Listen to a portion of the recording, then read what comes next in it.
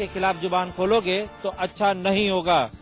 फिलहाल अभी तक इस मामले में पुलिस ने कोई कार्रवाई नहीं की है। संत कबीर नगर में लोग बिजली कटौती से इतना परेशान हो गए हैं कि उन्हें सड़कों पर उतरना पड़ रहा है।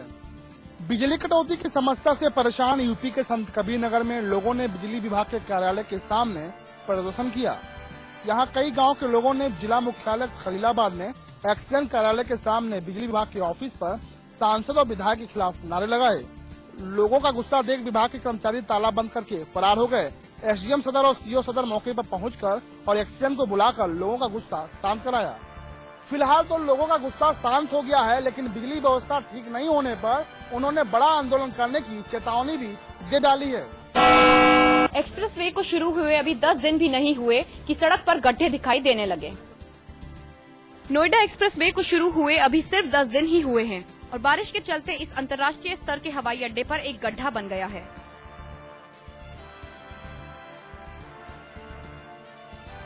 दरअसल अलीगढ़ के जिकरपुर गांव के पास बनाए गए अंडरपास का हिस्सा बारिश से ढह गया, जिससे काफी बड़ा गड्ढा बन गया और उसी के ऊपर से तेज गति से गाड़ियां निकल रही हैं।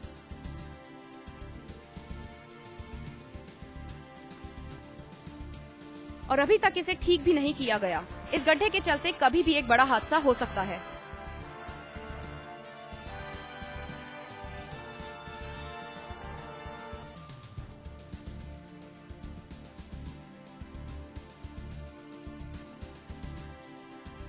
सवाल ये है कि क्या एक्सप्रेसवे को बनाने में घटिया सामग्री का इस्तेमाल हुआ, जो इतनी जल्दी ये टूटने भी लगे हैं। शाहजहांपुर में एक टीचर ने छात्रा पर इतने जुल्म ढाए कि वो बेहोश हो गई। शाहजहांपुर के आर कन्या इंटर कॉलेज में एक लड़की को प्राइवेट ट्यूशन के लिए ना करना भारी पड़ गया। 11वीं की छात्रा रिंकी को उसकी क्लास टीचर ने न केवल घंटों धूप में खड़ा किया, बल्कि उसकी पिटाई की। रिंकी ये सब बर्दाश्त नहीं कर सकी और बेहोश हो गई। सूचना पाकर पहुंचे परिजनों ने उसे अस्पताल में भर्ती कराया, जहां उसका इलाज चल रहा है। परिवार वालों की माने तो क्लास टीचर दीपमाला उसे ट्यूशन पढ़ाने के लिए लगातार दबाव बना रही थी। इसके लिए उसे टेस्ट में भी कम नंबर दिए जाते थे। आज भी यही हुआ। मामले की शिकायत एसडीएम से कर दी गई है। अब देखना है कि आरोपी टीचर की गिरफ्तारी कब होती है। उत्तराखंड राज्य कैबिनेट की बैठक में मंगलवार को बम्पर फैसले हुए। राज्य कैबिनेट की बैठक में 31 मामलों में कैबिनेट ने फैसला किया। इसमें सबसे बड़ा फैसला और प्रदेश के युवाओं के लिए खुशखबरी है। इसमें भर्ती की आयु सीमा को 35 से बढ़ाकर 40 कर दिया गया है। वहीं प्रदेश के 5 जनपदों में बने श्यामा प्रसाद मुखर्जी आवासीय विद्यालयों के नामों को बदल दिया गया है, जिनकी जगह अब इनका नाम राजीव गांधी आवासीय विद्यालय होगा। प्रदेश में पीपीपी मोड पॉलिसी को मंजूरी दे दी गई है। इसके तहत 25 करोड़ से लेकर 250 करोड़ के प्रोजेक्ट को सीएम की अध्यक्षता में बनी 6 मंत्रियों की समिति मंजूरी दे देगी। वहीं 250 करोड़ के प्रस्तावों का फैसला कैबिनेट द्वारा ही किया जाएगा। वहीं 4 चीनी मिलों को सरकार ने पीपीपी मोड में देने का फैसला कर लिया है। इसके तहत डोईवाला, नांदई, सितारगंज और किच्छा की चीनी मिलों को पीपीपी मोड में देने का फैसला हुआ है। वहीं गदरपुर की चीनी मिल को सरकार ने बंद करने का फैसला किया है। इसके अलावा केंद्र की पंचेश्वर जल विद्युत परियोजना को कैबिनेट ने मंजूरी दे दी है। इसके अलावा 8 राजीव गांधी नवोदय विद्यालय और 5 राजीव गांधी आवासीय विद्यालय पीपीपी मोड में देने की सरकार ने फैसला किया है। वहीं वन पंचायतों में 50% सरपंच के पद महिलाओं के लिए आरक्षित कर दिए गए हैं। वहीं डिप्लोमाधारी और पीजी चिकित्सा अधिकारियों का नया वेतनमान भी सरकार ने घोषित कर दिया है। बस्ती में एक कार डिवाइडर से जा टकराई। इस हादसे में 4 लोग गंभीर रूप से घायल हो गए। बस्ती में आज एक सड़क हादसे में 4 लोग गंभीर रूप से घायल हो गए। दरअसल आज एक तेज रफ्तार कार अनियंत्रित होकर सड़क के डिवाइडर से जा टकराई, जिसके बाद कार लगभग 200 मीटर तक डिवाइडर पर ही चलती गई और उसके बाद वो नदी में जा गिरी। कार में बैठे 4 लोग इस हादसे में जख्मी हो गए। घायलों को अस्पताल में भर्ती कराया गया है, जहां उनकी हालत गंभीर बनी हुई है। शामली में एक प्रधान की पीट कर हत्या कर दी गई। पुलिस इसे पुरानी रंजिश मानकर देख रही है। शामली के भविष्य गांव के प्रधान की बीती रात बदमाशों ने पीट कर हत्या कर दी। प्रधान भीम सिंह अपने रिश्तेदार के यहाँ आया हुआ था, तभी 9 मोटरसाइकिल सवार बदमाशों ने घर में घुसकर प्रधान को मार डाला। घटना के बाद से पूरे भविष्य में दहशत का माहौल है। बताया जा रहा है कि प्रधान पर कांदला थाने में कई आपराधिक मामले दर्ज हैं। पूरे गांव में पुलिस को तैनात कर दिया गया है। पुलिस की माने तो प्रधान की मौत पुरानी रंजिश की वजह से हुई है। अभी पूरा मामला प्रकरण तो संज्ञान में, जैसे कि अभी मौके पे हम लोग आए हैं, मौके पे देख रहे हैं कि लाठी डंडों से पीट की हत्या की गई है घर के अंदर, और जैसा कि अभी चीजें विवेचना के दौरान आएंगे तो पता चलेगा कि किस कारण से हत्या की गई है। अभी कारण स्पष्ट नहीं है। पुलिस ने प्रधान के शव को पोस्टमार्टम के लिए भेज दिया है और आगे की जांच शुरू कर दी है। महाराजगंज में 14 साल की एक नाबालिग लड़की से रेप का मामला सामने आया है। पीड़ित लड़की महाराजगंज के नौतनवा की रहने वाली है। लड़की को उसी के घर के पास रहने वाले 2 दबंग युवक उठाकर जंगल में ले गए, जहां उन्होंने लड़की का बलात्कार किया।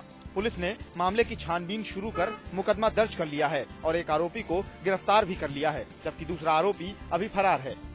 8 बजे रात के अंदर ट्रली लौटे पक्की और तो 2 मिले रहना मन रही, बस एक मिला मुँह पकड़ के मुन के बैठा हला से ले गए जंगल में बलात्कार कैला से लान के सुबह 6 बजे छोड़ डाला कहला कर जो बात अपनी माँ दादा हमारा ना बतावली तो के मुँह आ देवा। तो लड़की बाहर गई, बाहर जो गई तो बस वो दोनों उधर से आ गए और गाड़ी पर एक चलाने लगा, एक पकड़ के मुँह बैठ गया, जंगल में ले गया, बेइज्जत किया। बेइज्जत करने के बावजूद वो धमकी दिया कि अपने दादा माई से अगर कहोगी तो तुझे मार करके बहा देंगे।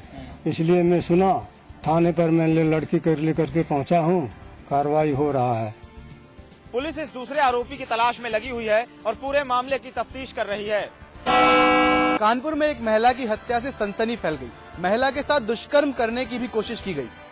दरअसल 12 सिरोही इलाके में एक प्राइमरी स्कूल से एक महिला की लाश मिली। लाश को देखने से लग रहा है कि किसी ने महिला के साथ दुष्कर्म करने की कोशिश की है, लेकिन इस बात की अभी पुष्टि नहीं हुई है कि महिला के साथ आखिर क्या हुआ है। पुलिस ने मौके पर पहुंचकर मामले की जांच शुरू कर दी है और महिला के शव को पोस्टमार्टम के लिए भेज दिया है। पुलिस पूरे मामले की तफ्तीश कर रही है और महिला की शिनाख्त कर रही है। उत्तराखंड में लगातार हो रही है बारिश और आने वाले कुछ और दिन सूबे के लिए हो सकते हैं भारी। उत्तराखंड के कई इलाकों में लगातार बारिश जारी है। ऐसे में मौसम विभाग ने सूबे के लोगों को चेतावनी जारी की है। ये चेतावनी खास तौर से नदियों के किनारे रहने वाले लोगों के लिए है। लगातार हो रही बारिश से नदियों का जल स्तर काफी बढ़ गया है। कभी भी कोई बड़ा हादसा हो सकता है। ऐसे में मौसम विभाग की चेतावनी के बाद लोगों को सुरक्षित जगहों पर जाने के लिए सलाह दी गई है। पहले ही बारिश से पूरे उत्तराखंड में जनता परेशान है और अब मौसम विभाग की नई चेतावनी ने लोगों में दहशत भर दी है। इधर उत्तरकाशी में भी भारी बारिश के बाद बाढ़ जैसे हालात पैदा हो गए हैं। उत्तरकाशी में लगातार हो रही बारिश से भागीरथी नदी का जल स्तर बढ़ा।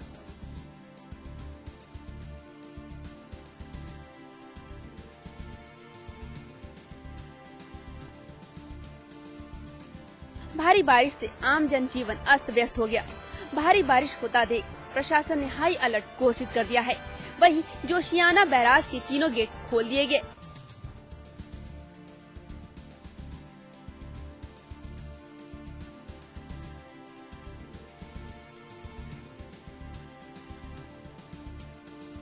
सूजे के जिलाधिकारी ने लोगों से अपील की है कि तटों पर लोग न जाएं।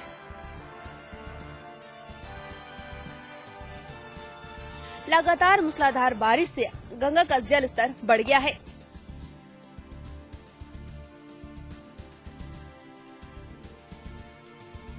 अस्सी गंगा पर बनाया गया पैदल पुल भी पानी के बहाव से बह गया है।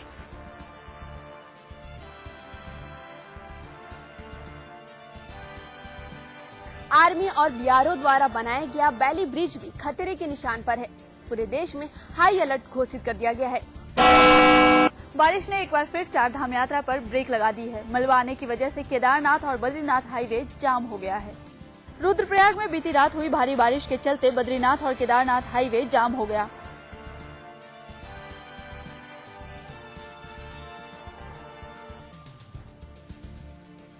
केदारनाथ हाईवे पर तहसील के पास एक विशाल चट्टान गिरने से राजमार्ग बाधित हो गया।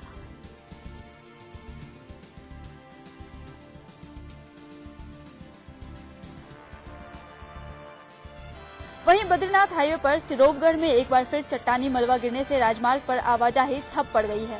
बीआरओ ने इस चट्टानों को हटाने के लिए विस्फोटक मंगवाए हैं। फिलहाल बीआरओ मलबा हटाने के काम में जुटा हुआ है। ऋषिकेश में गंगा का जलस्तर बढ़ गया है। लोगों को हाई अलर्ट कर दिया गया है। सूबे के कई इलाकों में लगातार बारिश जारी है। ऋषिकेश में बारिश की वजह से गंगा का जलस्तर काफी बढ़ गया है। गंगा के आसपास के इलाकों में रहने वाले लोगों को अलर्ट जारी कर दिया गया है। गंगा के उफान को देखते हुए बाढ़ का खतरा बढ़ गया है। ऐसे में ऋषिकेश के लोगों में आपदा का डर समाया हुआ है।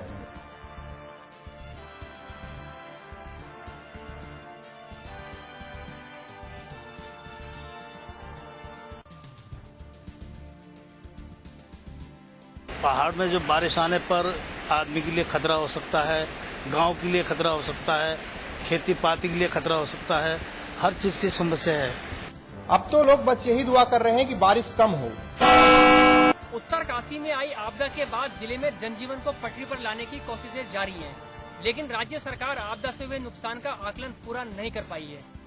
ऐसे में लोगों तक राहत पहुंचाने के लिए तो कदम उठाए जा रहे हैं, लेकिन आपदा में तबाह हो चुके घरों, पुलों और सड़कों की मरम्मत अब तक शुरू नहीं हो सकी है। इस मामले पर सरकार का कहना है कि केंद्र की तरफ से फौरी मदद दी गई है। आपदा से हुए नुकसान के आकलन के बाद केंद्र और मदद दे सकता है। हालांकि सीएम का कहना है कि नुकसान का आकलन होना भी बाकी है और संपर्क तंत्र ठीक होने के बाद आपदा के नुकसान का आकलन किया जाएगा। हालांकि इस बीच विपक्ष ने अपने हमले तेज कर दिए हैं। बीजेपी ने कांग्रेस पर केंद्र से दिए पैसे के बंदरबाट करने का आरोप लगाया है। इस बीच पहाड़ के लोगों को इंतजार है कि जल्दी सर्वेक्षण का काम पूरा हो और उनकी जिंदगी पटरी पर वापस आ सके। मानेसर में आज 1 महीने से बंद मारुति सुजुकी के प्लांट को दोबारा शुरू कर दिया गया है। 1 महीने की तालाबंदी के बाद आज भारी सुरक्षा इंतजाम के बीच इस प्लांट को उत्पादन के लिए खोल दिया गया। आज इस प्लांट में करीब 300 मजदूरों के साथ सिंगल शिफ्ट में उत्पादन शुरू होगा। पिछले महीने की 18 तारीख को इस प्लांट के मजदूरों ने अपने अधिकारियों से नाराजगी जताते हुए एक अधिकारी को आग के हवाले कर दिया था, जिसमें उसकी मौत हो गई थी। इसके बाद हुई हिंसा में करीब 100 लोग घायल हो गए थे। इस हिंसा के कारण पुलिस ने 21 तारीख को प्लांट पर ताला लगा दिया था, लेकिन आज इसे एक बार फिर खोल दिया है। भारतीय जनता पार्टी के प्रदेशाध्यक्ष बिशन सिंह चुफाल ने आईएएस अधिकारियों को कुलपति का कार्यभार दिए जाने पर राज्य सरकार को कटघरे में खड़ा किया है। उन्होंने कहा कि विश्वविद्यालयों में समय रहते कुलपति की नियुक्ति न हो पाना सरकार की कार्यक्षमता पर सवाल खड़ा करता है। आपको बता दें कि इन दिनों सूबे में पंतनगर कृषि विश्वविद्यालय और कुमाऊं यूनिवर्सिटी के कुलपति की जिम्मेदारी आईएएस अधिकारी निभा रहे हैं। चुफाल का कहना है कि अफसरों का कार्यक्षेत्र अलग रहता है और विश्वविद्यालय का अलग। यही वजह है कि आमतौर पर शिक्षण वाली पृष्ठभूमि वाले लोगों को ही कुलपति बनाया जाता है। गोरखपुर के अभय शर्मा ने बिजली की किल्लत को देखते हुए एक अनोखे लाइट का आविष्कार किया है।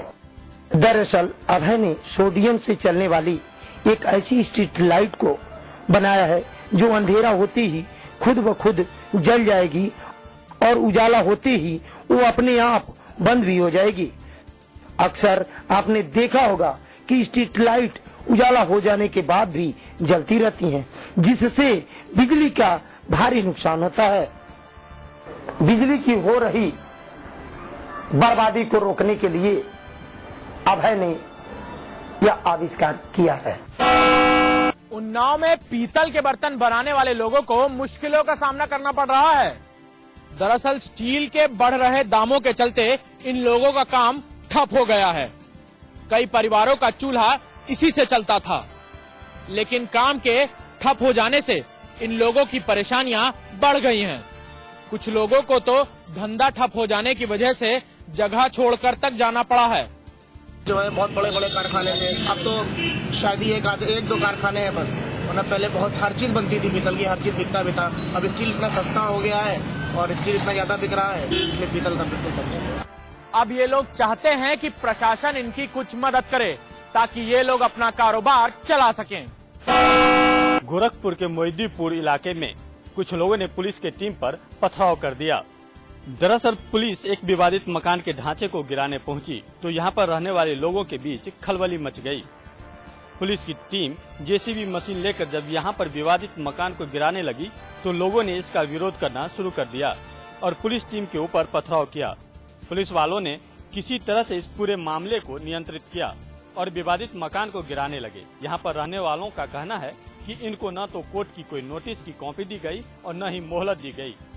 जबरदस्ती तुड़वा रहे थे, हमारे लड़कों को मारे, कपार फट गया, पकड़ के ले गए। पेपर का है, हमारा पेपर देख लीजिए, उसका भी मंगवाइए, वो नहीं आया। अब गुंडा लोग पुलिस लोग मिल के दौड़ दौड़ के तोड़ रहे हैं, हंस हंस के तोड़ रहे हैं।